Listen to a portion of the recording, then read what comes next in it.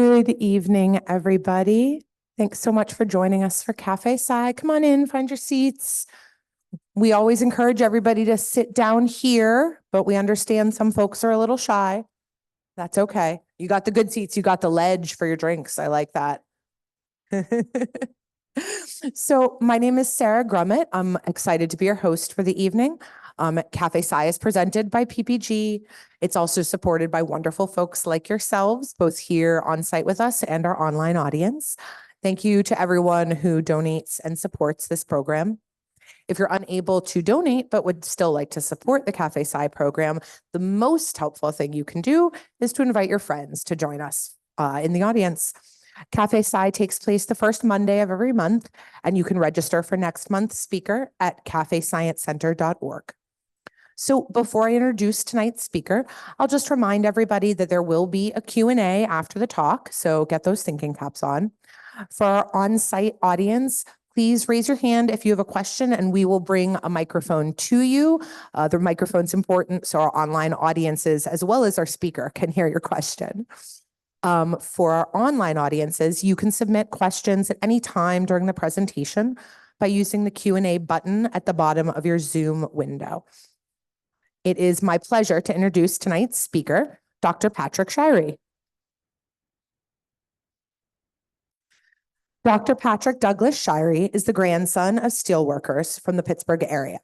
His father enlisted in the U.S. Air Force and attended college supported by the GI Bill, and his mother worked as a secretary at Gulf Oil Corporation while attending night classes to earn her degree at University of Pittsburgh. Patrick serves as an assistant professor in the Department of Geology and Environmental Science at the University of Pittsburgh. He's a certified ecologist and certified fisheries professional.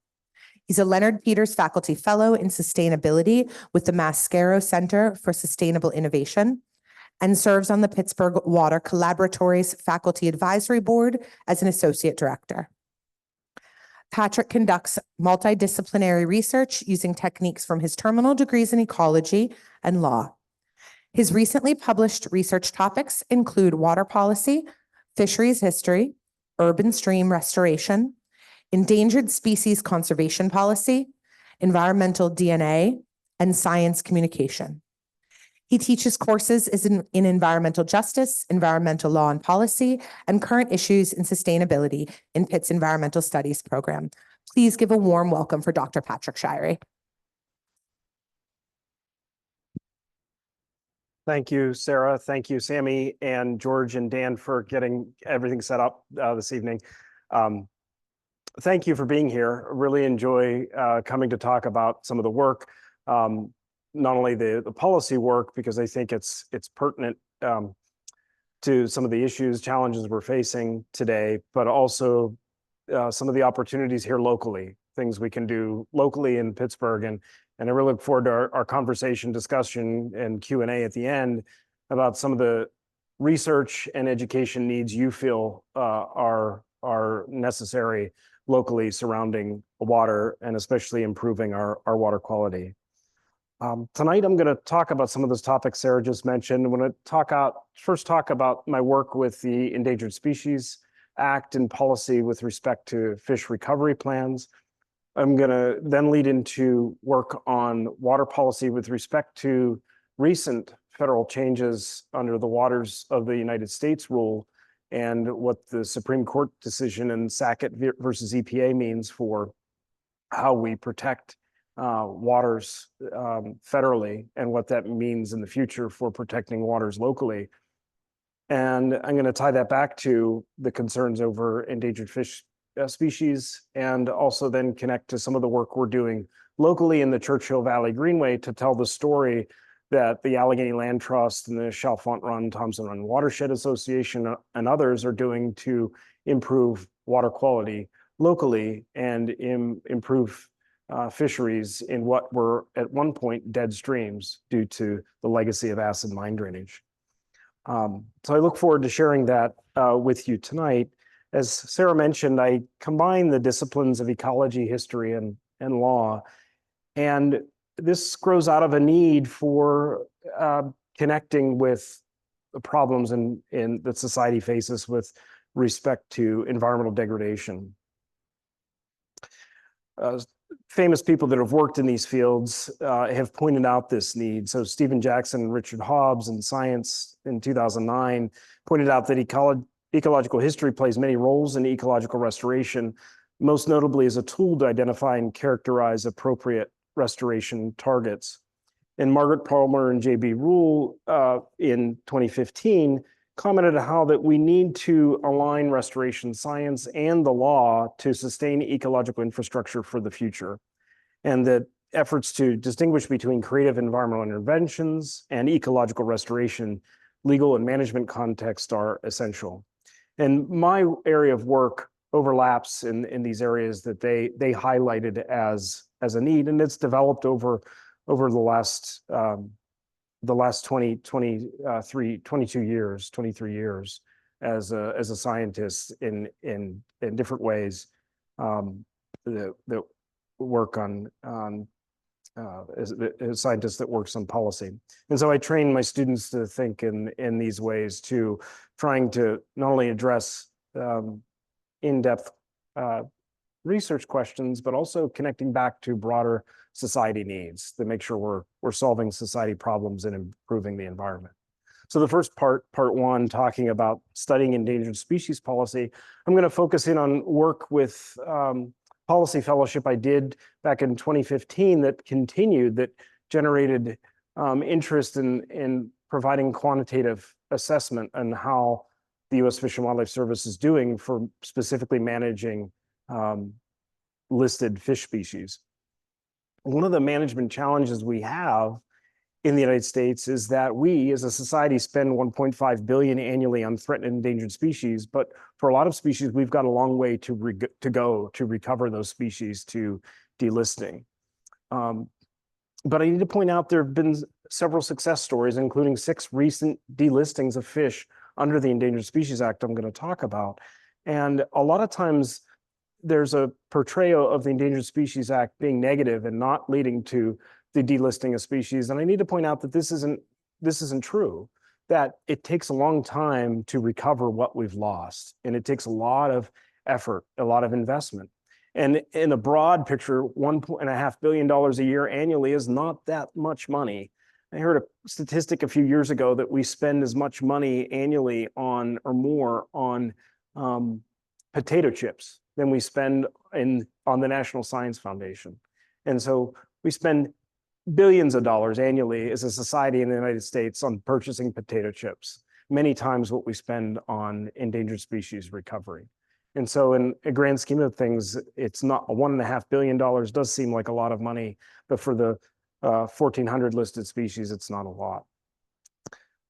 For some imperiled species that were once common, like the endangered Rio Grande silvery minnow and the Delta smelt, these were species that numbered perhaps in the tens of millions, if not hundreds of millions of individuals at any given time.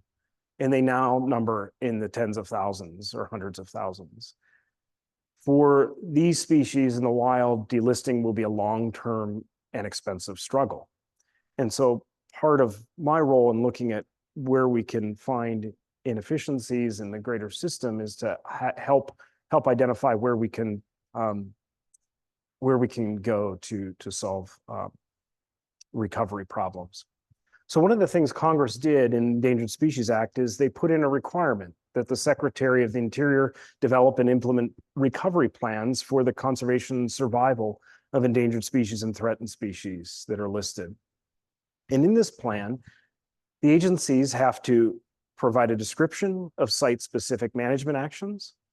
They have to have objective and measurable, in other words, quantitative recovery criteria, such that numerical criteria, such that if those criteria are met, that then the species can be delisted and removed from the Endangered Species Act.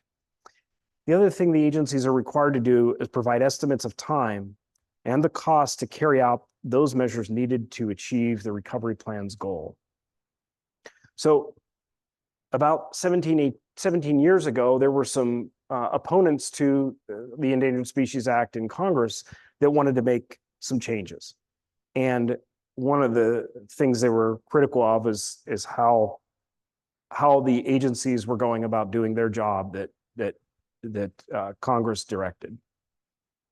And so in the 1988 amendment that Congress added these requirements, and what the representative of Congress that essentially wanted to gut the Endangered Species Act were pushing for quantitative data. And so the U.S. Government Accountability Office that often delves into studies to say, how is the U.S. government functioning? Are the agencies doing what they were set out to do? Looked at the recovery plans for 107 randomly selected species across all taxa. So this included plants, fungi, freshwater mussels, fish, mammals, birds. They just randomly selected 107 plans. And they found that all these plans had the requisite site-specific management actions, but only 32% of these plans had an estimated time to recover the species, and only 19% had an estimated cost to recover the species. And only 5% had the 5 delisting factors that are used to set objective and measurable recovery criteria, such that if those criteria are met, then the species is delisted from the Endangered Species Act. So some good came of this because the agency turned in and said, we have to take an inward look.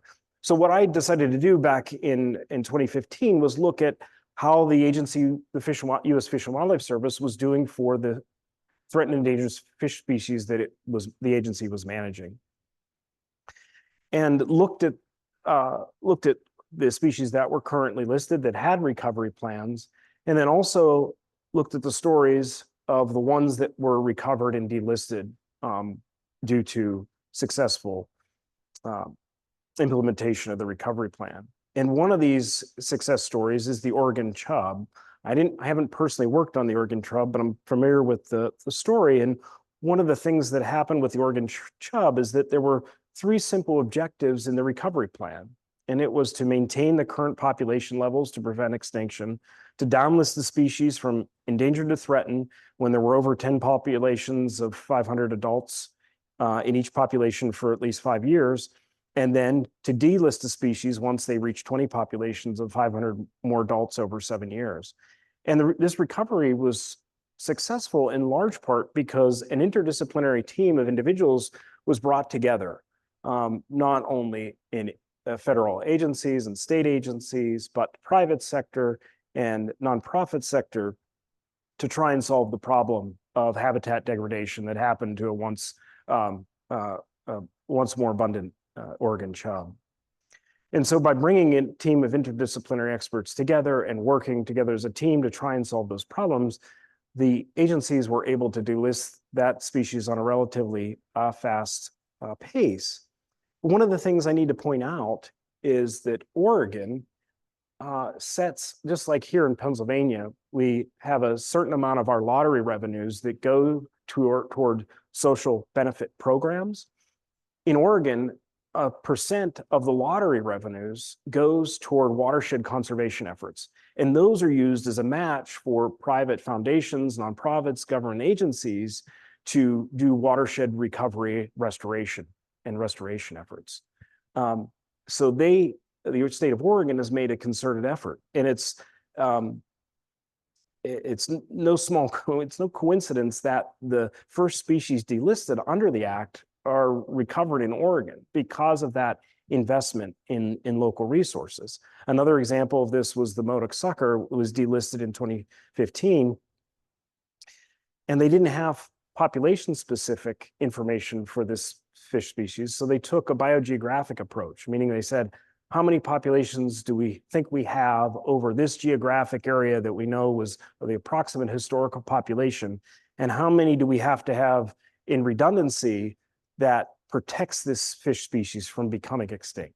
And once we do that, then we can delist the fish species. So because their population survey methods varied over time, they didn't have the same data sets to compare. They had to take a different approach to delisting. And this was a large portion. This effort was working with private landowners, was working with ranchers to protect fish habitat, to fence off cattle from entering streams. And they were able to delist the Modoc sucker because of those recovery efforts, because of the money invested. Another example, this is the Fosket speckled dace its entire population is seen, would be seen in the photograph of the ponds here in this image. It lives in an area as small as this room in terms of its population. And a lot of our listed fish species exist in places like this. But it was delisted because the U.S. Fish and Wildlife Service and the Bureau of Land Management were able to protect and fence off its habitat from grazing. They were able to document the recovery of the population, and they were able to delist it in 2019. Another example is the borax lake chub in Oregon. The recovery was due to improved population status and private land being protected by the Nature Conservancy. And so this is a relatively small lake, population of fish that's highly tolerant to elevated salinity and temperature. And it's a very unusual fish species and protected because it's different. And there was the threat of development in the surrounding area. There's threat of mining. Nature Conservancy came and purchased land. They documented increased borax lake chub population trends, shown them to be stable and recently increasing. And the U.S. Fish and Wildlife Service said, we have enough to delist this species. Now, when the Fish and Wildlife Service delists the species, they're required to continue monitoring the population for 5 years, because in the event that something happens where you have a sudden population crash, they can relist the species and make sure emergency measures are taken. Additional recent success stories are the Okaloosa darter on the Eglin Air Force Base in the Panhandle of Florida, and the snail darter, made famous in the 1970s because it was moved for the construction of a dam, and resulted in litigation with the Tennessee Valley Authority and desire to build a hydroelectric and flood control power in Tennessee Valley. So there are examples, recent examples of 6 fish being delisted under the Act that highlight what happens when resources are invested, when interdisciplinary teams of individuals and agencies of all sectors are brought together to work on solving these problems. One of the things we did was look at for the fish that had recovery plans that are managed by the U.S. Fish and Wildlife Service. We looked at the 105 recovery plans to see how many were meeting those congressional requirements set for the agencies to, 1, estimate time of recovery and estimate cost of recovery. And for these species, 105 species, 55 did have an estimated time to recover, but one of the challenges is that 40 of those species had an estimated recovery date that had already passed. And 15 taxa had a recovery, only 15 of those taxa had a recovery date in the future. And for 50 species, there wasn't an estimated recovery date. And so one of the problems and one of the criticisms of the Act from a policy perspective is, what's the timeline to delist the species? If the public doesn't know, is this species going to be listed in perpetuity? In some cases, there isn't an estimated time to recovery because we just don't have the data on these individual fish species. And that's part of the challenge, part of the problem. Compared with estimated time, there are fewer fish recovery plans that have an estimated cost to recover. If you don't know a lot about a species, one of the challenges is, what is the estimated cost to put into the species to know it's going to be delisted? It's different, say, if you have, if you work in construction industry and you've done a job a number of times, you know the cost it's going to take to do the next job with the number of hours you expect to take. With a lot of these fish species, we don't know what the estimated time and cost to recovery is. And so sometimes the agency just doesn't put in these estimated costs and estimated time to recovery because they just don't know. So we at least provided this information, say, okay, we reviewed all these recovery plans. Here's where the state is in terms of what the agency needs to be doing to help from a policy perspective. One of the things under the Trump administration that was done was a strategic plan update to have 100% of recovery plans with quantitative recovery criteria. And right now, only 64 of those 105 plans have quantitative recovery criteria. And most of these have that biogeographic approach that was used for the Modoc sucker because we don't have adequate population data. We as a society don't have adequate population data for these species. And then there are some recovery plans that have been amended or revised since 2020. One example is the kiwi sucker. That's an incredibly culturally important fish species for the Lake Pyramid Paiute tribe. They've persisted on the kiwi sucker and the Lahontan cutthroat trout of Pyramid Lake for time in memoriam. So they date their ancestry back many, many millennia in time. And the changes to the Truckee River resulted in declines of that fish as a protein source for their community.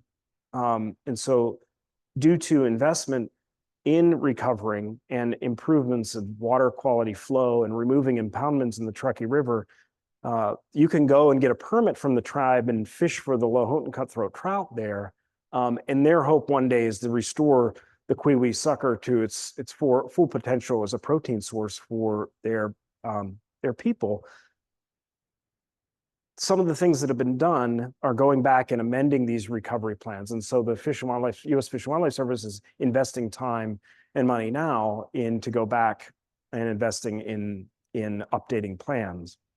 One of the challenges, though, and one of the things we noticed in looking at the annual budgets is for some of these species, it's an annual budget of $500, a few $1,000s, which is maybe a couple hours of a biologist's time to go back and review these recovery plans. And so one of the challenges is for some of these fish species is we're just not investing enough resources. And in the analysis of our data, one of the things we found that predicts where we are spending money is if a species has been litigated in the federal court system and if the species has been propagated in captivity.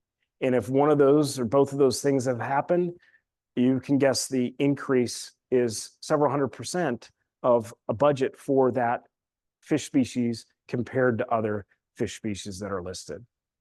So that's one of the challenges moving forward, is making sure that there is adequate federal resources being put toward recovery efforts of these fish species, and they're allocated appropriately for those species as well. Couple of the solutions that the Fish and Wildlife Service is already starting to implement is to update the recovery plans every 5 years at the time of the 5-year species status review that's done under the Endangered Species Act. Since you're already collecting data at those 5 years of where the fish populations have been, it makes sense to go back, look at the recovery plan and say, okay, this is where we need to change our criteria, update the time and cost estimates to recover and delist these species. And as these species status assessments are also developed under the Act, that recovery plans could be revised and amended at the same time.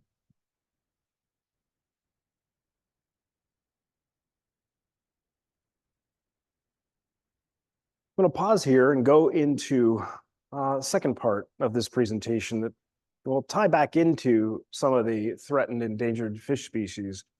And that's the importance of federal water policy and recent changes to the Clean Water Act, and how the recent presidential administrations have been playing political football with our federal water policy.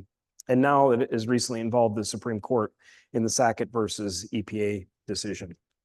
So this work has been done with my collaborator, Sue Colvin at Minnesota State University, as well as others. Sue and I work a larger team of individuals, so I wanted to recognize Sue's work, and we've co-created the information on the slides that discuss some of the history of the Clean Water Act and waters in the United States. So I just wanted to take a moment to recognize Sue and her contributions. We have ongoing and forthcoming work on this topic, and one of our collaborators just presented this in a Senate hearing back in November. Majeka Sullivan talked with several senators, including our own senator from Pennsylvania, John Fetterman, that's on that particular committee.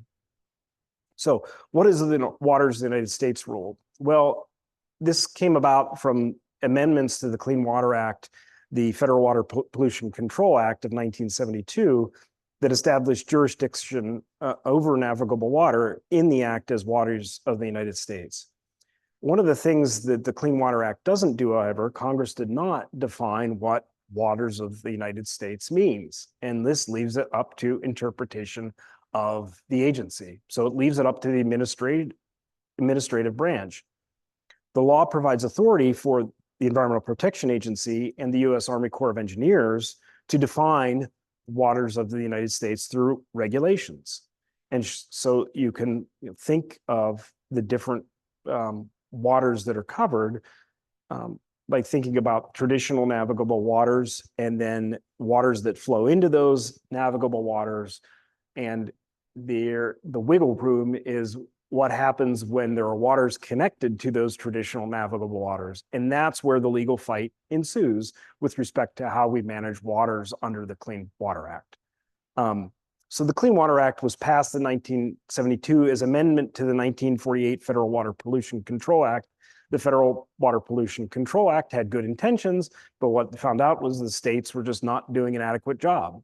We still had here in Western Pennsylvania, the Monongah River was essentially had a section that was dead. There were no fish living in that section of river. It had anoxic conditions. It had, industrial effluent running through the waters. People like my grandfathers would, that worked in the steel mills, their families would go somewhere else to recreate. They would not recreate on the rivers here.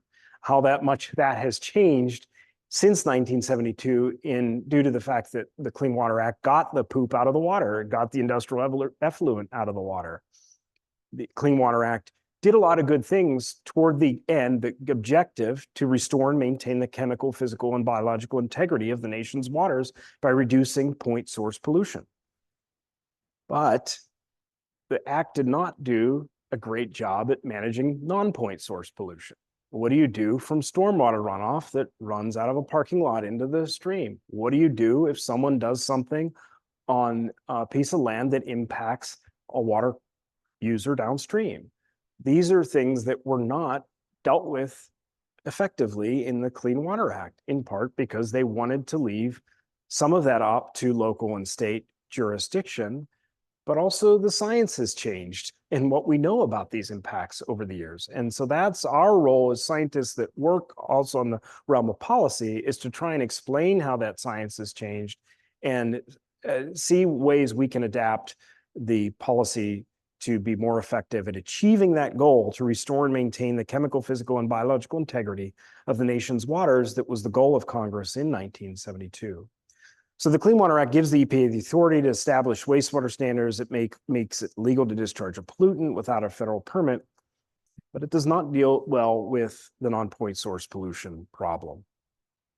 I think it's important to go back and think about, because we're at a time where people argue over definitions of words. I explain to students in my classes, if you're interested in law school, a lot part of it is arguing over definitions of things. That's what a lot of work lawyers do. So we go back to thinking about what are navigable waters and what was the intent. And you have to go back to, because some of the history of Western democracy goes back to Roman law and the Magna Carta. In England, you have to go back to these laws to think about what was intended. And with the Magna Carta, the nobles were frustrated over the king's whims, and King John was not the most effective leader. And they said, nope, we're going to establish some ground rules. We're going to establish some normalcy for dealing with some of these issues. And the crown had control over the natural resources. The crown had control over waters. And so if the crown decided we're going to block these waters, and people that say use these waters for navigation, for fishing, they might not be too happy with that decision. And so the English nobles, the barons, the landowners came together and negotiated some of these different rights that included things like dealing with navigable waters, that the king had to protect those navigable waters for the public. And so that this law for England guaranteed the government would be ruled by the law of the land and not by the royalties' whims. So move forward a couple of centuries, and one of the things the Clean Water Act and the regulations use is the word tributary. Well, the first to go to the root of the word tributary, you go back to Latin, and tribute meant to pay tribute to a conquering army, and in a way that tributary is defined as it's a smaller body of water paying tribute to the larger body of water. And so the first use of this word in an aquatic context is in Shakespeare's play Cymbeline, where it's the imperious seas breed monsters for the dish, pour tributary rivers as sweet as fish. So in the context of the simile, the rivers pay tribute to the seas as their waters flow downstream. So though other English writers did not end up using the word tributary to refer to rivers or streams for another 200 years, that meaning of tributary remained. And later the US Congress defined tributary in the Clean Water Act to mean a water that includes flow either directly or through another water to waters of the United States, used in interstate or foreign commerce, interstate waters, including wetlands, territorial seas, and impoundments. So there's this natural feeling that one water body, one connection of water is a tributary to another water body. One of the challenges is the understanding of water flow and connectivity has changed over time. And I'll get to that in a moment, because one of the things the Clean Water Act did not address was protection of groundwater or subsurface flow. One of the challenges here locally, this is a stream, Sarver Run, adjacent to my house. And as a result of a development on the hillside that didn't adequately protect a tributary to Sarver Run that enters Little Buffalo Creek, that enters Buffalo Creek, that enters the Allegheny River at the corner of Butler County, Allegheny County, Armstrong County, Westmoreland County, that the pollution that's happening there impacts fisheries production in the Gulf of Mexico. So you have what is other people have termed a death of 1,000 cuts, where you don't have adequate address of tributary pollution from runoff of stormwater. And this is a problem that we can address locally here that I'll come back to in part 3. One of the things that's happened, and this is a figure that Mijeka Sullivan is the lead author on, that he shared with the Senate in November, was comparing the change in coverage over time. So here on the right, pre-2015, you have traditional navigable waters have always been covered. Perennial streams have always been covered. Intermittent streams, ephemeral streams, have largely been discretionary for the Army Corps of Engineers and the EPA on a case-by-case basis of whether those streams are covered, whether or not an impairment to them is going to impair a navigable water downstream. The other things here, artificial ponds and ditches have never been covered under the Clean Water Act and the regulations. And so if you hear this in the news, that they want to cover ditches, it's just not true. These are exemptions that are provided in the law for those. Continuously farmed wetlands. The Farm Bureau was heavily opposed to the Clean Water Rule changes, but they neglected to explain to the public that continuously farmed wetlands have never been covered under the Clean Water Act. They do get covered if you take your farm and want to convert it into a housing development or industrial development or other use. That is the part of the conversation that gets left out in the policy discussion when they say it's impacting farmers. The law does not impact farmers because there was that agriculture exemption in the law. That is incredibly important for the conversation. The other thing I just mentioned was groundwater on the right. Groundwater has never been covered under the law. What has been covered that is not in light of the Sackett decision are floodplain wetlands. I'm going to talk about the Sackett decision in a moment, but previously, if the Army Corps of Engineers said dredging or filling this wetland could impact the adjacent river, then you had to get a permit. It didn't mean you were denied the opportunity to dredge or fill that wetland. It just means you had to get a permit from the Army Corps of Engineers, and you had to avoid the wetland, minimize it in your development, or mitigate for the loss by paying for restoration of a wetland elsewhere. And so one of the things that's challenging is that these definitions have changed over the years and what's covered under the law. And it can lead to frustration for people in terms of how they manage their land, how they manage their property, whether or not they need a federal permit for what they want to do. So first level is pre-2015, then the Clean Water Rule under the Obama administration in 2015 protected those ephemeral streams and intermittent streams because the science of over 1,000 peer-reviewed publications said, if you don't protect these, you're going to impair water quality. And so that information went by scientists, not just in the government, but in the private sector, nonprofit sector that informed that rule, went into that decision. In the Trump administration, the National Water Protection Rule in 2020 reduced those protections. The Biden administration went back and changed this, but didn't include everything from the 2015 rule. So intermittent and ephemeral streams went back to discretionary by the agencies. And now the revised 2023 rule after the Sackett decision has completely removed floodplain wetlands under federal protection under the Endangered Species Act, under the Clean Water Act, unless they have a continuous surface connection. So I'm going to come back to this here in a moment. So one of the things that is important here is that Army Corps of Engineers has discretion to do something. So if you do a development like here at the Suckup Nature Park on Route 8, they wanted to build a parking lot for the nature park.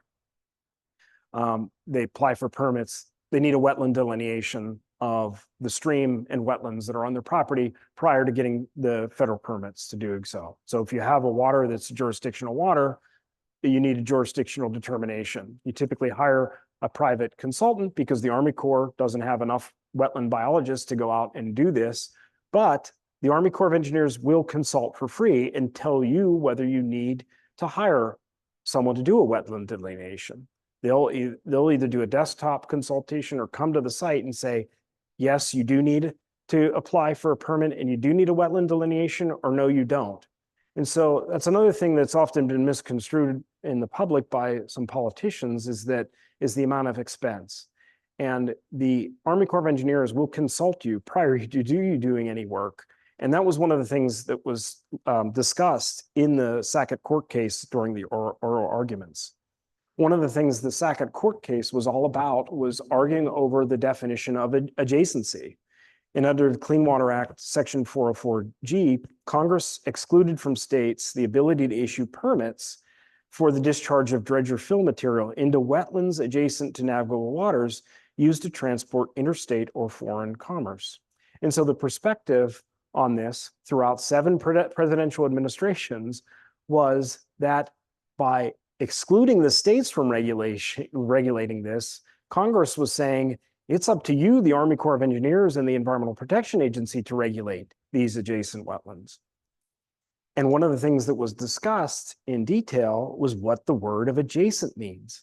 And if you look up Black's Law Dictionary, if you look up Webster's Dictionary, the word adjacent means near to and not touching. And so thus it appeared Congress reserved the right of the agencies to regulate the wetlands near navigable waters, and just not those wetlands that had a continuous surface connection to those navigable waters, as all the previous presidential administrations had interpreted in rulemaking and in jurisdictional determinations. And this is one of the things Justice Kavanaugh pointed out during our oral arguments and in a dissent that agreed with the judgment that the wetlands in this case were not covered, but disagreed about how the majority in the court was defining the word adjacency. And that the decision of Sackett versus the Environmental Protection Agency that a wetland must have a continuous surface connection to a water body like a stream, lake, or ocean, such that there is no clear demarcation between the two bodies.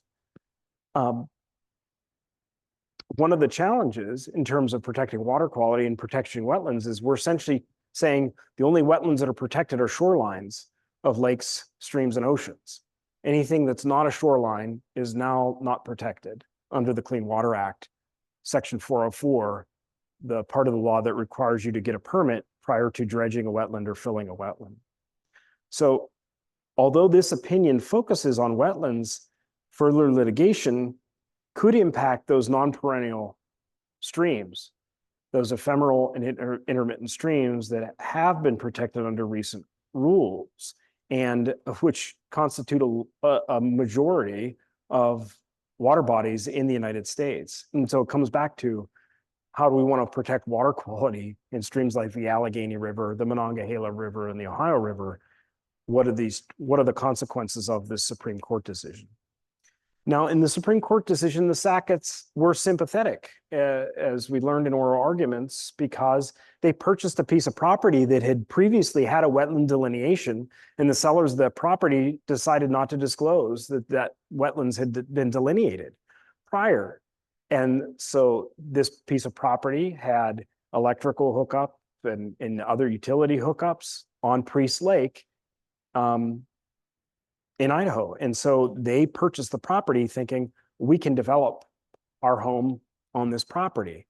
And they went and started to fill in the wetlands with gravel to raise up the floodplain. And what probably happened is a neighbor who was ticked off called one of the agencies and said, somebody's filling up wetlands that were previously flagged on this site.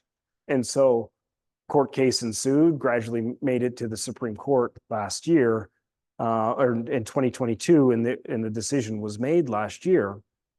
And so this tiny case in Oregon, in an area where you have a sympathetic plaintiff, they would have probably gotten permission if they had just applied for the permit to do the work here, because this area was developed, as you can see.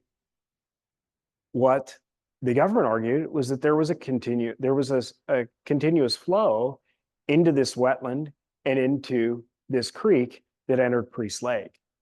In the end, the U.S. Supreme Court, they asked, well, why is this the way they're arguing, and why is it not this based on proximity?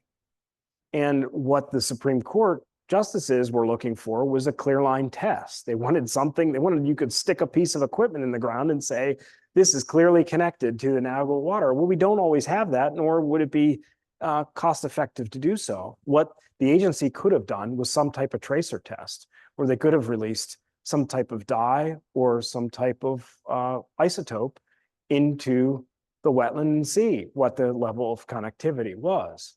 We have the science to do so, but the government didn't do it. And so this is what happens when things get litigated. You leave it up to nine non-scientists to decide the outcome. Now, should science be the sole decision maker for how we manage our water quality? No, but it's a part of a larger conversation. You have highly educated people that said the term adjacent means something different than it's been defined for centuries. And so this has a consequence. It has a consequence for wetlands like prairie potholes. It has a consequence because, yes, there are some states, about half the states, protect these waters in their own state. The difference is the federal fine for dredging or filling a wetland is $37,500 a day. For some states, it's a few $100s and a slap on the wrist. It's the price of doing business if you're developing a 100-acre site. What are the consequences tying back to money we're spending on imperiled species? Well, the examples of fish that breed in waters that are intermittent, that are ephemeral. In Colorado, Cottonwood Creek, Colorado agency scientists have studied the movement of fish, where they tag movement. They have stations where they monitor how many of these fish, these suckers, are migrating upstream, and minnows, chubs are migrating upstream. They spawn in these waters during these rain events. The fish that hatch move downstream, and by June, these streams are dry. So these are waters that are no longer to be protected if the Supreme Court decides next on a case that's coming up that the plaintiffs want to say ephemeral and intermittent water should not be covered under the Clean Water Act. The consequence, we're going to result in potentially more habitat destruction for species that are already at risk or are listed. And most of these species are headwater dependent that are protected. I showed you examples of some of the fish that live in very small bodies of water recently delisted. One of the challenges is thinking about the consequence of changing federal water policy to not cover headwaters, to not cover wetlands that connect to our navigable waters. So part 3, I want to discuss some of the local efforts and a more uplifting view here at the end of what can we do locally, what's being done locally to improve water quality on the local level. One of the things I think we need to do is communicate better the importance of water quality, the importance of protecting wetlands and headwater streams, what can be done at the local level. I don't know that we're doing enough, being that I work in this area and educate in this area. And I grew up here, and I understand a lot of people were turned off from engaging in our local streams because in the watershed where I live in Buffalo Creek, it's 99% privately owned. So to access water, you either have to be on that 1% that's publicly owned or you have to trespass. And as a kid, I trespassed in an area to play in Little Buffalo Creek that the landowner didn't mind that people were trespassing. My decision to go into studying and work in this area may be very different if I grew up and didn't have that opportunity or didn't play in the water. I know that had a profound impact in thinking about and addressing questions and problems today. So we need some local solutions. And back in 2016, I was working at a civil engineering firm. And occasionally at lunch, I'd walk from Oakmont to Verona to grab lunch at what was then Berg Thai by Boris. It's now, Pittsburgh Thai by Boris. I think it's now Berg Thai. And walking back, I noticed the billboard, and it may be a little hard to see, so I'm going to read. It was a Discover the Forest campaign by the U.S. Forest Service that every neighborhood has a naturehood. And on this billboard, there's a man and his child, I presume their child, looking and pointing out in the water. Well, the irony of this is this billboard on Plum Creek, if you stand underneath that billboard and take a right-hand turn, this is what you see. You see invasive plants on the left, a concrete wall on the right, industrial facilities that don't allow access to be in Plum Creek. You have to go further upstream to the park to have access to Plum Creek. And so we've advertised getting out in nature is good, and then we as a society restrict access to these streams. And so it's gotten me think locally, what are efforts that can be done locally, not just for engagement, outreach, our local efforts to improve access, but what can we do from a policy and research perspective to help address and identify these needs? So a few years ago, Renee Dolney, the executive director of the Shawfront Run, Thompson Run Watershed Association, is also in the audience, emailed and said, hey, we have some issues in Shawfront Run, Thompson Run, would like you to visit and look at some of these streams, and some of which are pretty gross. And one of the sites Renee and I have visited is the Blue Lagoon right below US 22 in Monroeville. And this Blue Lagoon, what was done in the 1960s is you had acid mine drainage, you just buried it in a pipe and said, that's no longer a problem, we'll fill in the pipe. Future problem, not our problem. We're not gonna spend money in fixing it. The people that caused the pollution went bankrupt, they're not around to pay it. Somebody else can foot the bill. Who foots the bill? Taxpayers. You and I foot the bill. We foot the bill with increased taxes on coal that's used to produce electricity, which are declining because coal use is declining in electricity production. So somebody has to pay for this if we want to fix this.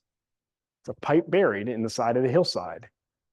below the strip malls on US 22. So this watershed drains a lot of abandoned mine polluted water, as does other areas of Turtle Creek that enters the Monongahela River in East Pittsburgh, drains a lot of mine polluted water, and also in environmental justice communities. So communities that are already facing other impacts and have lower income and less ability to address these problems. And so these are streams that have been largely ignored. One of the reasons why Renee said was we don't have a lot of historical data. There were some data sets collected at the Scarlift reports in the 1960s and 70s, and not much else done. Occasionally a fish survey, occasionally water quality surveys, occasionally a high school science teacher collecting water quality with classes, but not enough continuous water data sets collected. And so one of the things we're in the process of doing is identifying some of those needs and mapping some of those hazards.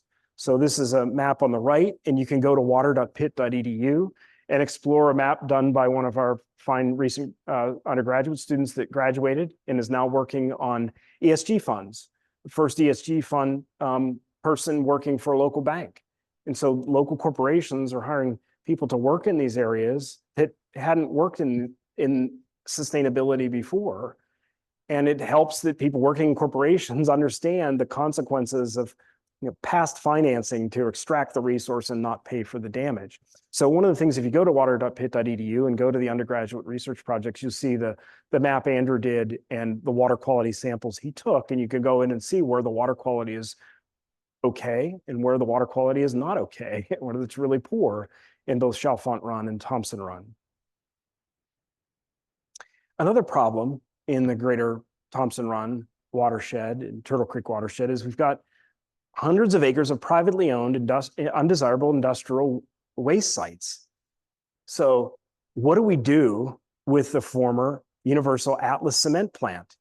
You can purchase this right now. It's available, 189 acres within 7 miles of downtown Pittsburgh, available for only $800,000. But are you going to be able to deal with the waste on site? Are you going to be able to deal with the environmental hazards on site? Renee and Ben Hedden from Hedden Environmental and I had visited this last year. And one of the thoughts that we had after having a conversation is, could something like this, instead of thinking of how do we redevelop into additional housing, how do we help the local community? One of the ways we might be able to do so, we don't have a lot of state parks here in Allegheny County. We've got Point State Park, right? So one of the things that could be done is thinking, could we repurpose something like this into an industrial history state park? The federal government would have the resources to clean up the site, clean up the mess. Again, it falls on the taxpayer.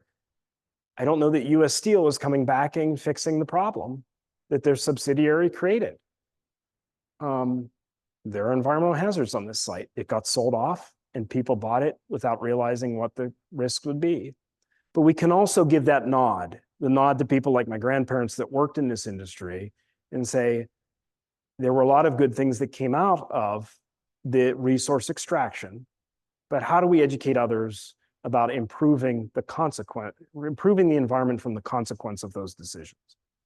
And that's what I want to do here locally, not just focusing on research for research's sake, but also thinking about how do we use some of this knowledge to solve our problems from a community perspective.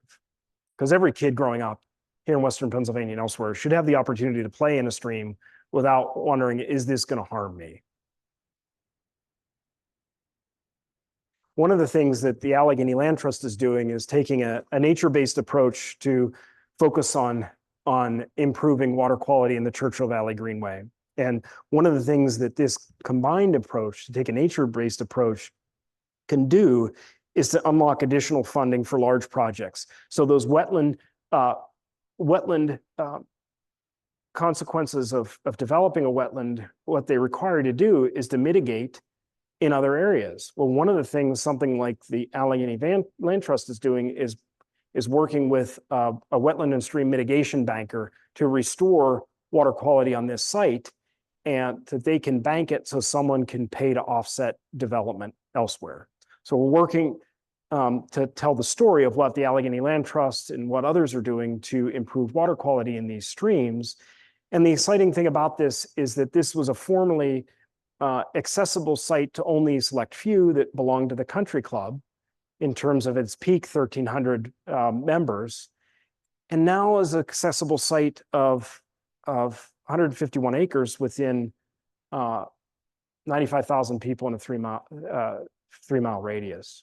And so the things the Allegheny Land Trust and others are doing to improve the water quality, like the acid mine drainage remediation that Head Environmental is doing, we want to help tell that story of improvement. So I'm working with Sarah Moore in Film and Media Studies. I'm working with Renee Dolney at the Chalfont Run Thompson Run Watershed Association, and working with graduate students, undergraduates, and others in the community to help tell that story and do some environmental research and monitoring on the streams and the ecosystems of the Greenway. One of the challenges is not only do you have the legacy of abandoned mines underneath these hillsides that are discharging mine water, these banks of the stream were also armored for the fairways and for golf cart use. And so one of the things that needs to be done is they need to cut back and provide access, floodplain access for the stream, so that that storm water is not pulsing down every time it rains into the downstream waters, into Turtle Creek and into the Monongahela River.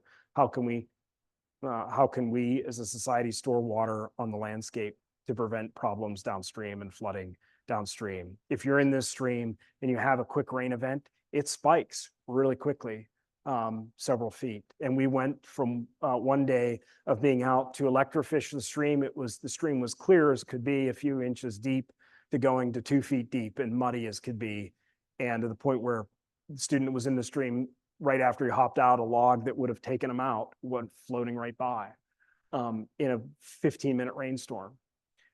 And so one of the things we're doing is help tell the story of the stream, because I care about fish, a lot of people care about fish, tell the story of what's happening with the fish community as the water quality improves. And the fun part about doing this in a publicly accessible park space is that people come along and say, I had no idea that there were fish in this stream. So graduate student Beth Ann Everly, who's sitting in the audience, and others that have worked hard on documenting the water quality, the biological community, are working for telling that story. So graduate student Beth Ann Everly on the upper left, undergraduate Yasmin Florent. Yasmin's studying both environmental studies and film and media studies at Pitt. We have a lot of students that are studying both, and it's incredibly exciting to work with these students because they come at these questions and research from an interdisciplinary perspective. Emily Wallace, who's an undergraduate in geology, Anna Rowley, who is about to graduate and is looking at policy graduate programs. Andrew Clark, who I mentioned, is now working at a local bank on sustainability. Vivian White, a local student that was mentored last summer by our students through the Hutton Junior Fisheries Biology Program, supported by the American Fisheries Society. And for high school students that are interested, their application deadline is next week, hutton.fisheries.org. Marla Nesson-Tugtuck, who I believe just accepted a job with Maryland Department of Environmental Management. Incredibly exciting because she's going to be working on solving some of these problems in Maryland. Mackenzie Nemoto, who's developed some light traps. One of the things we've discovered in these streams is it's really difficult to get macroinvertebrates in the stream because the water quality is so poor. There are very few macroinvertebrates. One of the things we decided to do was build light traps so we can find them at night and collect them at night, so we know what's hatching and what could colonize the stream for future restoration efforts. And then my daughters helped this last summer, Maria and Olivia too, and they were great troopers with us in the field. So we started some of this monitoring back in 2022, and this is just on the map here: Wilkinsburg, Penn Hills, Swissvale, Churchill, Monroeville, just to give you an idea. These are GPS coordinates of where we've done some of the fish sampling. in the stream. And in the stream, we've observed two native fish species in Chalfont Run and the tributaries, the black-nosed dace and creek chub. And these are highly tolerant species, but the encouraging thing is we have fish. Like, for a long time, we did not have fish in these streams because of the acid mine drainage. The pH was 5.5, and it still is in some of the sites. But further downstream, you have a closer to neutral pH. And it's exciting because we think about what the possibilities are for the future if by doing nothing and letting nature take its course, we've got creek chub and black-nosed dace. What's the future if the local community takes action to improve water quality? And so what we want to do is help tell that story. So one of the things when we survey for fish, we use a backpack electroshocker. So it's essentially wearing a car battery on your back and connecting, completing the circuit in the water. And you stun the fish temporarily, you net them, you pull them out, you identify them to species, you weigh them, measure them, and return them to the stream. So we've done this prior to restoration. So we have background data to tell the story of what restoration has done over time.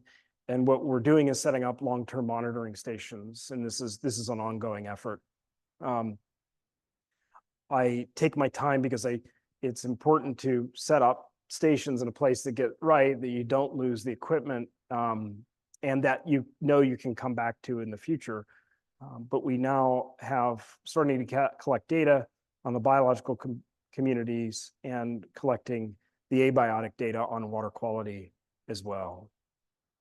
So with the stream sections with otherwise adequate habitat, they suffer from acid mine drainage problems. And so on this upstream section in a reach that had a lot of great habitat features, and a lot of streams I visited that have debris jams of wood and plunge pools. When we first went there, I thought, oh, we might see some fish here. And in over 100-meter stretch, we had only 7 creek chub in 3 passes of the backpacked electrofisher. This was an incredibly frustrating day because you have to put a lot of effort in wading through the debris jams and trying to net the few fish that you're seeing. And it's in part because the alkalinity is just really poor. Part of the challenge is we have mine drainage that's underneath residential development. And how are you going to get dozens or hundreds of landowners to come to agreement on what to do to remediate that? We don't have an easy solution for that yet. In the future, maybe someday we will, but right now we don't. And so we got to think about other ways we might be able to improve water quality, and we're doing that now. One of the exciting things for me is that we're in a relatively urbanized watershed, but the monitoring for temperature shows Chalfont Run is a relatively cool water stream with cold water potential. And it's not getting too out ahead of ourselves to think if we solve some of these water quality problems and we solve the stormwater spikes, that we could have native brook trout back in some of these streams. And that's not a goal that's going to happen next year or 10 years from now, but it's something that could happen possibly within my lifetime. And I believe certainly within the lifetime of the students that are working with me. So that is something that I view as a possibility when we look at just it as a temperature perspective of something that's hopeful and possible. Because if it's this cold right now and we haven't done anything to think about protecting the thermal regime of the stream, imagine what we might be able to do to help native fish species in the future. One of those problems, though, to doing so is that the stream really spikes with a small amount of rain. And these are data that Ben Hedden has collected at a weir where they're doing the design work to treat the acid mine drainage coming out of the abandoned mine. And what he's shown is that the flow spikes from a few hundred gallons per minute to thousands of gallons per minute. And this is a problem because it's not good for things living in the stream to have your home disrupted by that stormwater spike. So we have to think about what are the ways we can invest resources, where can we get funding to invest resources in the community to solve some of these stormwater spike problems as well, because that's really where, in addition to the abandoned mine drainage, that's really where one of the future challenges lies to solving.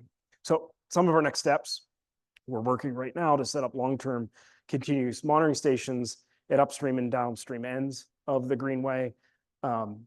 This is a map of the Greenway here from the Allegheny Land Trust, and you can get those maps on their website. This is a trail camera that we've set up, a Hyperfire 2 that Yasmin Florence set up, the student combining film and media studies and environmental studies to document the spikes in flow. And so we're pairing this with water quality monitor equipment so that people in the local community eventually can look on a website and say, okay, this is what happened in this period of time, and this is what the stream looks like. We're not going to solve problems if people aren't aware. And how many people are out in the stream during it rain? This is a way we can communicate some of the environmental quality problems that happen with a stormwater spike. Some of the things we're doing and want to continue doing and monitoring the macroinvertebrate assemblage, as I mentioned, Mackenzie developed, we worked to develop these light traps to set out to capture. And one of the things Beth Ann is doing is looking at groundwater flow and looking at water quality of the groundwater, looking at how that changes when we have stormwater spikes, and what are the areas of need we have moving forward to address the challenges of overland pollution, the challenges of stormwater pollution. What can groundwater wells, in combination with monitoring the stream and monitoring changes in soil moisture, what can that tell us about what could be done in the local community? Say someone wants to solve a problem in their backyard, could a rain garden be a potential solution? So I come back to the question, how can we work to provide access to nature in all communities? And what are some of the things we can do locally? And I asked this to think about generating a Q&A. And I can tell you what some of the work I've done. One of the things I've done on campus is a few years ago, our current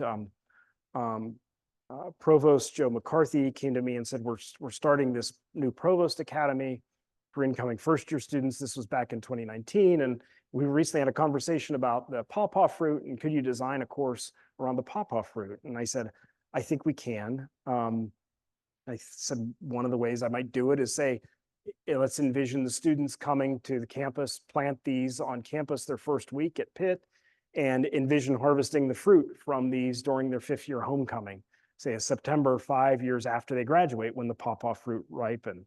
So we planted 6 trees back in 2019. These are on 5th Avenue at the School of Public Health lawn. The first one flowered last year, which was earlier than I expected. I'm hoping that we may see fruit this year if we get 2 of them to flower.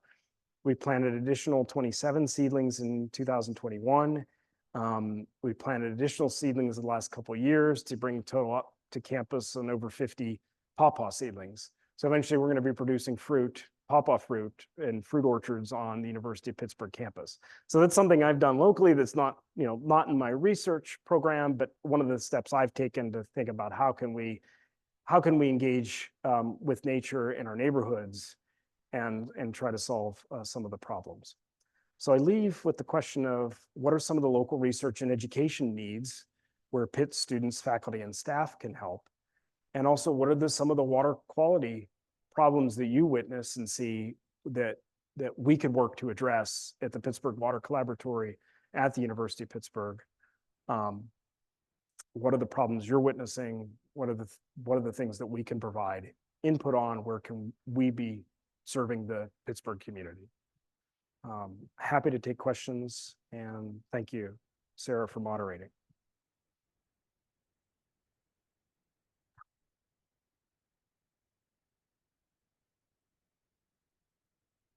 Thank you so much, Patrick. If there are any questions from the audience, or we'll be happy to get started. I'm keeping an eye here on our online Q&A. Oh, okay, Sammy's got one there. There's been some news recently about how France is trying to clean up the Seine River in Paris for the 2024 Olympics. Is a goal like that achievable for like the Pittsburgh rivers to make them swimmable, or is there too many like private properties that would have to be involved to actually get the main Pittsburgh rivers to that level? Yeah, so the goal is to clean up the river in Paris because of pollution for an event that they're hosting in Paris. Yeah. And what could be achievable here locally? One of the things I remember uh, witnessing that was encouraging was the hosting of Bassmasters Classic tournaments here in the early 2000s on our rivers. And these were places where you wouldn't catch bass, 40 years prior to that. And I think one of the downsides, though, is you're not going to grow large bass in the Allegheny River like you do in the reservoirs in the southern US. And so that's one of the challenges of having a tournament like that. But I think certainly those events that draw people to a city, and then the residents of a city think about, well, we're having people here. It's like if you're hosting people at your house and you're like, this place is a dump, I better clean it up before I have people over, and like, let's tidy up the house.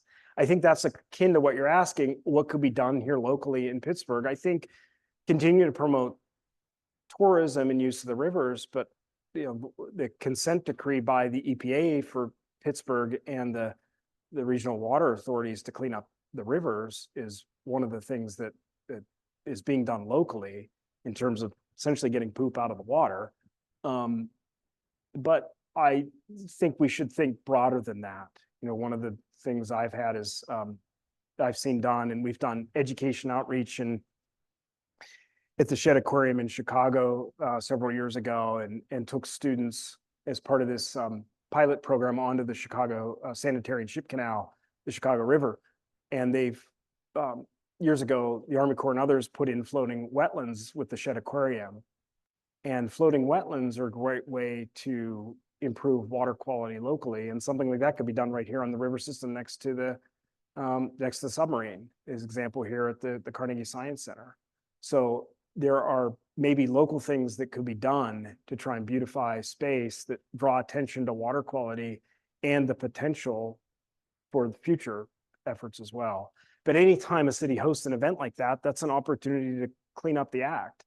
So what can Pittsburgh do as far as drawing in tourism, having events that draw people to the water, and maybe focus more on what's happening with the water? We have a lot of different nonprofits working on that, providing riverfront access, improving trails. I mean, those are things I've seen happen in my lifetime, is the trail network. And people aren't going to care and protect what they don't see and don't engage in. And I think that's one of the challenges here locally, is what are events that draw people to the water? When there was loss of funding for the annual regatta here on the rivers, that was a big deal because it stopped drawing people in for that event.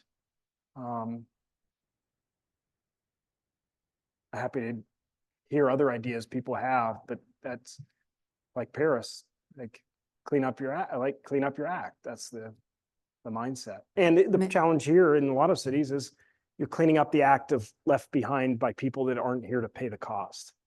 That's the real problem that I see. May I ask where the Truckee River is and who are the indigenous people who live there and eat the fish? Say that The again. Truckee, The Truckee River. Yeah, so the Okay. Truckee River flows between Tahoe Lake and Pyramid Lake in Nevada. And so there are the Shoshone and Paiute people are the people indigenous to that area, and the Lake Pyramid Paiute community, or the community that depends on the kiwi sucker historically for protein. These are suckers that get really big. And the same with the Lahontan cutthroat trout. I don't think I have any photographs of either on the extra slides.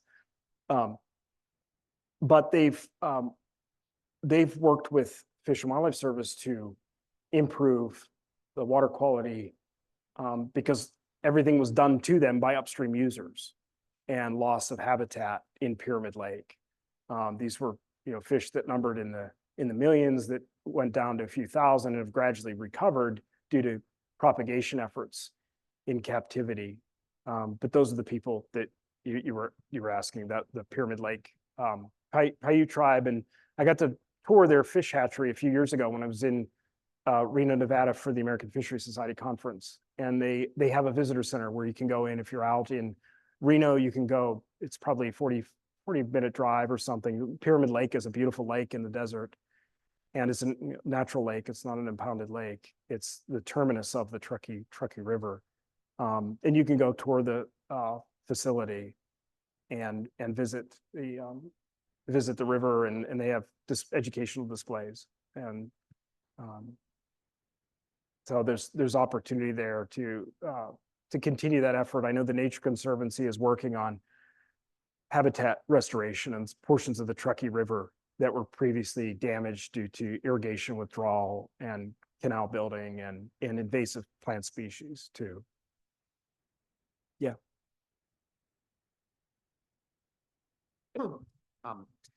I think it was there in Churchill in the Greenway there, you mentioned about the acid mine water runoff coming from private homeowners there. And I wondered, we talk a lot with fracking about the mineral rights not being sold with the property. Yeah. What about water rights? And since you have a legal background, I thought that might be a whole different approach to it. Or are those homeowners at all responsible for runoff there, from their property or subterranean water? Yeah. So the questions about water rights and here in Pennsylvania, we're a riparian right jurisdiction. In the West, it's a prior appropriation right, which means first in time, first in right. And here, if you own the land underneath the stream or up to the stream, middle of the stream, you own the access to the stream. You don't own the water, but you own the access to the water. And that's one of the challenges locally is how do we provide access? And the question I think you're asking is with respect to how do you solve the water pollution problem? That's not easy to do. One of the things that over time, the pH of the water will improve in the mines. And we have students in our department studying that, like what the length of time is and what the chemical changes are. It's not my area of expertise, but one of the things probably in a lot of these situations is a hands-off approach because you're not going to get everyone to agree on what to do or to dig up their backyards. But you could find other solutions like reducing the stormwater input, maybe putting a pipe in and redirecting discharge if you know the discharge location. Maybe if it's a sole source of discharge. And we have talked with landowners that are concerned about spring seeps and are concerned about water input, and talked with them and finding ways that we could help solve some of those problems. But those aren't easy solutions either. One of the things that was done in the 1960s is because some of that acid mine drainage was going into people's basements is they redirected some of that flow and put it into pipes, which then discharges it into the stream. And we don't have complete mapping of where those pipes are and where they go, but some of this area was undermined, some of this area was strip mined. And the solution was we'll get the water downstream, get it away from foundations, which works for the homeowners, but then it causes a water quality problem downstream. So unfortunately, it's a wicked problem, meaning there is no easy solution, and there are a lot of challenges with dealing with it. I think right now with the recent infrastructure bill, a lot of money is being put toward the low-hanging fruit of shovel-ready projects where we know there are acid mine drainage problems. We as society here in Western Pennsylvania, and that's where resources, time, and effort, and the firms that do restoration are going to solve that problem. So I think probably what will happen is we take the low-hanging fruit first, and then address those backyard issues second, which is what Head Environmental is doing here because they can address the discharge that they have access to, and is the worst of the worst.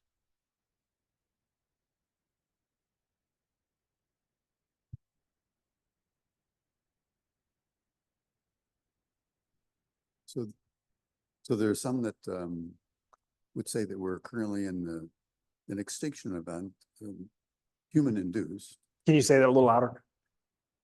Yeah, there are some that, there we go.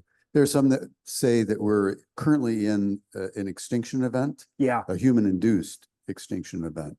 Does it make sense to put the recovery of species within the context of that extinction event and how this might be addressing that, even though it might be in a very small way. Yep, absolutely. So one of the human-caused extinction event potential victims here is the Rio Grande silvery minnow. So your question is, we're currently in a human-induced extinction event. What are the potential consequences, right, of that in light of managing the species? Do I understand that correctly?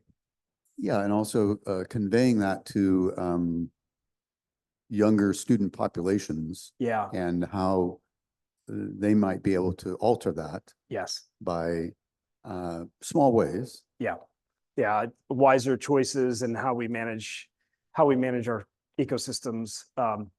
One of the examples with the silvery minnow is this, as recently as the 1950s, numbered in the tens of millions, hundreds of millions of individual fish. And some of my previous work was studying the life history of this fish because it was nearing extinction. And one of the challenges is that you have a system that's been highly altered. And so how do you manage a system that's been highly altered for a species that evolved under very different environmental conditions? And we know it's used to very different environmental conditions, because if you look at some of the changes and shift in the Rio Grande system, and you look at geomorphology studies, they show what happened in the time since dams were built on that river. And it's not the dams themselves that do the damage necessarily, but it's the habitat destruction that happens downstream of the dams. And so in the case of the Rio Grande, you've taken a wide, laterally unstable multi-thread river, and you've created a laterally stable single thread channel with cohesive vertical banks and very few in-channel bars, sandbars. And we've done this throughout the Rio Grande Basin. And so one of the challenges is, how do you manage a species that's careening toward extinction if you leave all these dams on the landscape? All those white bars are dams. One of the solutions that I think is possible, that the Fish and Wildlife Service recently reduced restrictions under the Endangered Species Act, is taking the fish and moving it upstream to areas where it wasn't known historically, and where it's not going to impact other populations. And it's not necessarily the best solution, but it's one that could prevent extinction in the wild.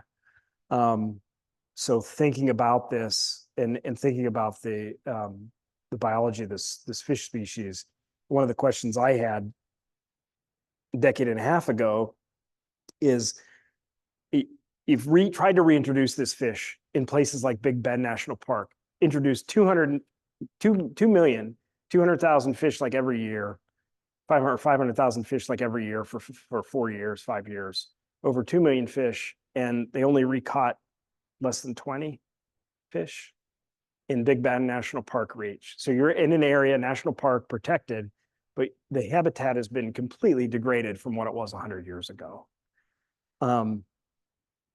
So one of the questions I had is, could you take this fish and move it to southern Colorado, where there's continuous water quality and floodplain wetlands, where when this area floods, the fish would be able to reproduce and populate the stream. And so one of the questions I deal with is like, what are the policy implications of moving species, and what are the restrictions of moving species outside its known historic range? Because there aren't easy solutions. Like, we're not going to go and remove the dams from the Rio Grande that protect cities like Albuquerque from flooding. But we have a mandate under the Endangered Species Act. We as a society said, no, we have to protect these species no matter the costs, because of the risk of extinction. And I think your question also gets at what point do you say, too bad it's going extinct, right? Or that's difficult. What we know is the extinction rate is higher than it is historically in the fossil record. That's what we know. And you also pointed out what students can do is what young people can do is make decisions that reduce their impact on the environment. That say, how do we reduce our water use in place like the Rio Grande so that we have it for people and have it for the ecosystem too, because we're dependent on the ecosystem. If you start to take out parts of that ecosystem, you know, at what point are you left with just corn and soybean and alfalfa and nothing else? Like, that's a little bit extreme and example, but we aren't far from that in a lot of our managed watersheds. Yeah, I just think it's important that, similar to climate change, there's sort of a perception that, well, not much I can do. Yeah. It's going to happen. But same way with the extinction event. Yeah. Is there anything we can do? You're in a pretty good position to be able to identify some things that we can do at a local level, and just putting it in that kind of context, Absolutely. I think would be very helpful, particularly as the youth grow up and then make decisions about their own. Yeah, that youth engagement's an incredibly important point. One of the things I point out in classes, examples like LED light bulbs were hated just a decade ago. And people are like, why are you taking away our incandescent bulbs? And I love listening to the True Value Radio Hour Saturday mornings on KDK. And it wasn't that many years ago where the people calling in were saying, can't believe they're getting rid of light bulbs. And people are saying, I know, this is terrible. In recent KDK True Value Radio Hour shows, it's like, these new LED light bulbs are great. I have Philips Hue light bulbs in my house because I got sick of the old ones burning out. And those reduce energy consumption by quite a bit when you choose to use those more efficient. And now it's barely even an option now because the quality has improved so much. So one of the things young people can do is consumer choice and choose what they're purchasing, choose how they use energy, think about the life cycle of their decisions is the way I like to put it when I address, and not leave them feeling hopeless. I think that's also what you're trying to point out is what are the examples of hope? What are the solutions that people have provided that improve the quality of life for people and reduce the impact on the broader environment as well? Because these aren't easy, a lot of these aren't easy problems to solve. And we have examples of hope. Like certain species are going to be listed for a long time. There's no doubt about that. But we've had hope in recent years of, oh, there's success stories, and that can lead to other ideas. Okay, these are ideas we can implement to improve recovery, like the Okaloosa darter on Eglin Air Force Base in Florida. Like that's protected by the Air Force. Like who thought the Air Force would care about an endangered fish that gets that big? That's all the bigger that fish gets. And it lives up to 8 years, 9 years old. It doesn't get any bigger than that. And 4 centimeters. But the places like the Air Force, you could go serve in the Air Force and work on recovering the Okaloosa darter. And there are people, military officers that do that type of work. So those are examples of where there's hope. Thanks. I've got a question. I'm going to kind of bounce off of that one. Sarah. So also kind of on this thread of, what can we, depending on who that we is, do on the hyper-local level. I actually had no idea that the Churchill Greenway was the Greenway that's like 2 miles from my house. Yes. I live in Verona and I drive past that Greenway all the time and I have never visited it. Which I'm now currently ashamed of. So on that hyper local level for folks who live in areas where these important, rivers, greenways, watersheds, whatever they are for those of us who, are maybe, we're not scientists, maybe we don't even have the resources or the time or whatever to like lobby the folks we could be lobbying. What can we do in our daily going about our lives? I'm going to the grocery store, I'm walking the neighborhood with my kid. What can I do to, you talked about that camera set up in the storm. And Yeah. if folks aren't aware, they're not going to care. So like, how can I care more? One of the issues, one of the things I've seen done, and it's funny because we in Beth Ann and I one day in the stream saw these label that people put on storm drains: "Do not dump drains to fish habitat." Well, we found one of those labels in the stream, unfortunately. So one of the things that can be done on a local level is have the local authority that manages the storm sewer system reminding people of where that drains to. Like, it just doesn't disappear. It goes downstream to somebody else and it becomes somebody else's problem. And it's a reminder not to dump. You know, we can think of times decades ago where people might change the oil on their vehicle and dump it in the ground. And that was encouraged, people encouraged. Like, you could go to Popular Mechanics and other of those popular science magazines, and there are ads, or they're like things showing what people could do. And it's like, we've come a long way in those steps. Now, how can we remind people of what happens? What I've done is first, when I lived in South Bend, and then when we moved back to Pittsburgh, is I planted native wildflower gardens and plant native plants in the yard, and that reduces the stormwater, and it improves groundwater infiltration because the roots go into the soil, they break up hardened soil. You know, there's someone recently retired from the Penn State Extension to give great presentation on what's happened with the precipitation in Pennsylvania, and it's gone up from 40 inches of precipitation a year to 44 inches over the last 4 decades. And one of the consequences are we have increased stormwater input. Well, grass is just slightly better than concrete in terms of an infiltration media. So one of the things we could be doing, we as a collective society, is finding ways to reduce grass. And so you have upstream Pittsburgh has worked with people to install rain barrels and water gardens. You have other watershed groups doing that. Working with the Allegheny County Conservation District to reduce stormwater inputs. And those are some of the things that we have people that have control over, say, a small piece of land, have control over doing. If you live in an apartment or condo, you can do so by engaging in local park and volunteer efforts. One of the things that Pittsburgh Parks Conservancy does is work with a lot of native plantings in Pittsburgh parks. So get involved with the works in Frick Park and the other surrounding parks.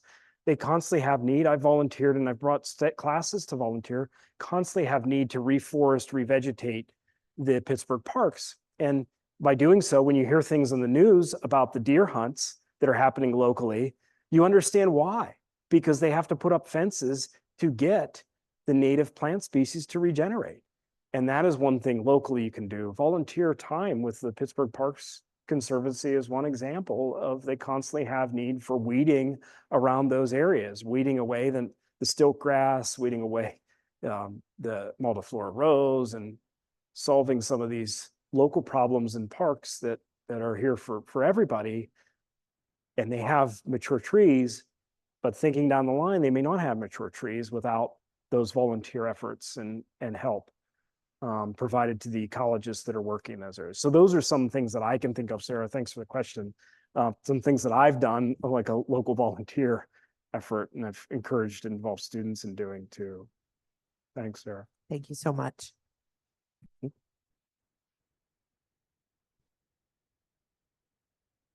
Okay, if we don't have any more audience One more. questions, oh, it looks like we do. Just building off that comment you had about the rainfall going from 40 to 44 inches there Yeah. in Pennsylvania. Alcosan spending $2 to $3 billion to get the stormwater runoff managed in some ways there. But I noticed just the heavy rains we get now, that I get floods coming down from the neighbors there that I never did before. Will their efforts really be successful, or do you think the climate's changing so fast that the amount of water and how fast it comes in some of these events will just overwhelm even that new effort they put in? I don't know, but I do know that one of the risks is an increase in the number of peak discharges.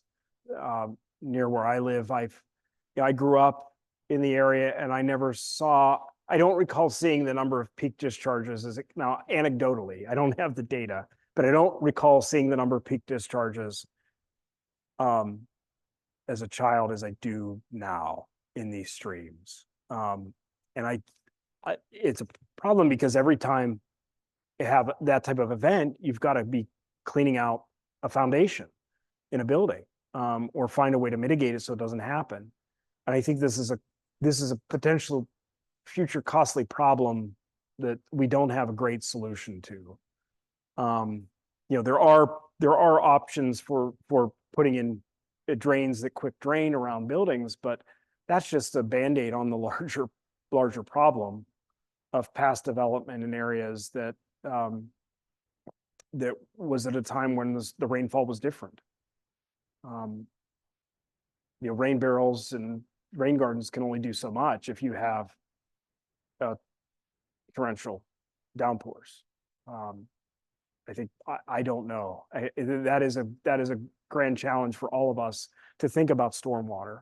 One of the things that's recently been discussed in local watersheds is stormwater management fees to address some of these problems. That people that benefit the most from impervious surface should pay the most in terms of solving these problems on a watershed scale, so that someone downstream doesn't pay the price. And I think that's coming in the future. It's already here in some municipalities.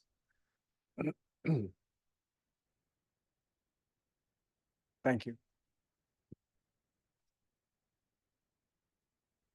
Okay, it looks like we do not have any more audience questions for the evening. So one more time, can everybody please just give a big hand for Dr. Patrick Shirey?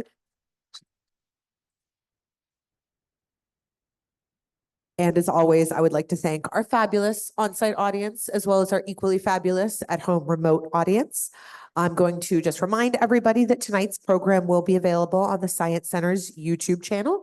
If you'd like to share it with friends, those videos are typically up in about a week or so. And of course, do not miss next month's Café Sci. That will be held on February 5th. And just thank you, as always, for supporting this program. And I hope everybody has a wonderful evening. Thank you. Thank you, sir.